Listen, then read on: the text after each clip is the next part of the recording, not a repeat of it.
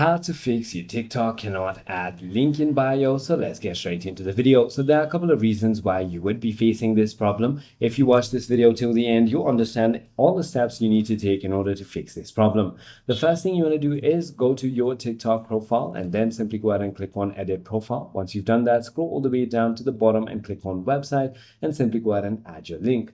If you don't see the website option, you might not have met the requirements. So the first thing you want to understand is you must be 18 plus, you must have at least 1,000 followers, and you must have a public account. So make sure that you meet all the requirements. If that is not the case, then you want to simply go ahead and switch to your public account. Once you've done that, you can simply go ahead and go back to edit profile and add your website and simply go ahead and save it successfully. If it still doesn't appear once you meet the requirements, you can check if there are any updates for the application or try uninstalling and reinstalling the application.